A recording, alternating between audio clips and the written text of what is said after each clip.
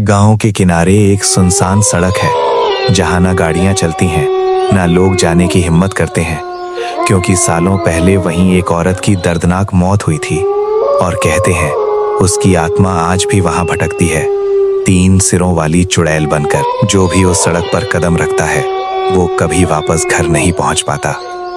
विश्वासपुर एक छोटा सा गांव जो घने जंगलों से घिरा हुआ था। रात होते ही पूरा विश्वासपुर सन्नाटे में डूब जाता। लोग दरवाजे खिड़कियां बंद कर लेते, कोई भी उस सड़क की तरफ जाने की हिम्मत नहीं करता। लेकिन कुछ दिनों बाद शहर से सुरेश अपनी पत्नी रमा और बहन सुनीता के साथ घूमने के लिए विश्वासपुर पहुंचा। सुबह सुबह हल्की धुंध छाई हुई थी।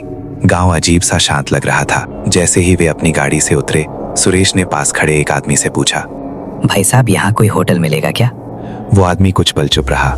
उसने तीनों को ध्यान से देखा, फिर धीमी आवाज में बोला, हाँ, सामने वाली गली में एक होटल है, वहाँ चले जाओ। उसकी आंखों में एक अजीब सा डर था, लेकिन सुरेश ने उस पर ध्यान नहीं दिया। तीनों होटल पहुंच गए, रूम लिया, चेक इन किया और फिर दोपहर होते होते वे गांव घूमने के लिए बाहर निकल पड़े। उन्हें क्या पता था कि उनका ये ट्रिप उनकी जिंदगी का सबसे डरावना सफर बनने वाला है। चलते चलते वे एक छोटी सी चाय की टपरी के पास रुके। एक पुराना सा ठेला जिस पर एक औरत चाय बना रही थी। सुरेश ने मुस्कुराते हुए पूछा, आंटी जी, यहाँ आसपास कोई और घूमने की जगह है क्या? औरत के हाथ अचानक रुक गए। चाय उबल रही थी, लेकिन उसकी नजरें सुरेश पर टिक गईं। उसका चेहरा एकदम पीला पड़ गया, जैसे किसी ने उसका नाम लेकर कोई पुराना राज छेड़ दिया हो। वो कुछ पल चुप रही, फिर धीमी कांपती आवाज में बोली, घूमने के बारे में मुझे नहीं पता, पर गांव के किनारे एक सुनसान रोड है, वहाँ कभी मत जाना। सुरेश ने हल्की हंसी में कहा। क्यों आंटी, वहाँ क्या है? औरत की आंखें फैल गईं। उसने धीरे से फुसफुसाकर कहा, वहाँ वो रहती है, जो भी उस रोड में जाता है वो वापस पहले जैसा नहीं आता है। इतना कहकर वो अचानक चुप हो गई, जैसे उसे अपनी ही बात से डर लग गया हो।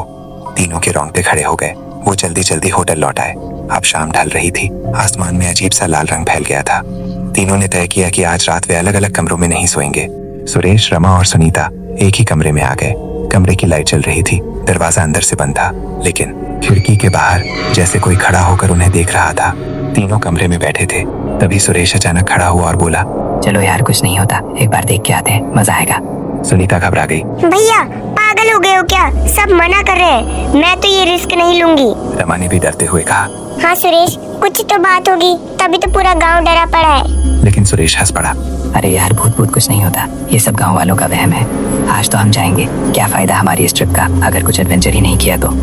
दोनों उसे बहुत रोकते रहे, पर सुरेश नहीं माना और आखिरकार तीनों रात के अंधेरे में होटल से बाहर निकल पड़े। जैसे जैसे वे उस सुनसान रोड की तरफ बढ़ रहे थे, आसपास का माहौल बदलता जा रहा था। आखिरकार वे उस बदनाम रोड के किनारे पहुंच गए। चारों तरफ घना अंधेरा, दूर तक कोई इंसान नहीं। सुरेश बोला, चलो यार, एक फोटो लेते हैं, यहाँ यादगार रहेगी। सुनीता कांपते हुए बोली, नहीं भैया, यहाँ से चलो, मुझे बहुत डर लग रहा है। तभी अचानक हवा एकदम से थम गई और पीछे से एक ठंडी भारी आवाज गूंजी, आ गए तुम, अब यहाँ से वापस नहीं जा पाओगे। उसके बाद एक डरावनी हंसी गूंजी। तीनों के पैरों तले जमीन खिसक गई। धीरे धीरे उनके सामने धुएं जैसा कुछ इकट्ठा होने लगा और उसी धुएं में से एक 3 सिर वाली चुड़ैल प्रकट हो गई। तीनों सिर अलग अलग दिशाओं में घूम रहे थे। तीनों की आंखें लाल चमक रही थी। तीनों कांपने लगे।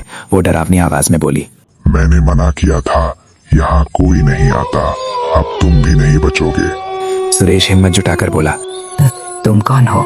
तीनों सिर एक साथ हंसे। मैं कौन हूँ ये मत पूछो, बस इतना जान लो, ये सड़क मेरी है। इतना सुनते ही तीनों जान बचाकर भागने लगे। तीनों भागते भागते सीधे अपने होटल पहुंच गए। दरवाजा बंद किया, लेकिन अचानक दरवाजे पर 3 जोरदार खटखटाहट हुई। ठक ठक ठक। दरवाजा खुला और जो सामने खड़ा था वो इंसान नहीं था। लेकिन असली सच तो अभी बाकी है। क्या वो चुड़ैल होटल तक पहुंच गई थी या सुरेश के साथ कुछ और हुआ था? जानने के लिए पार्ट 2 मिस मत करना।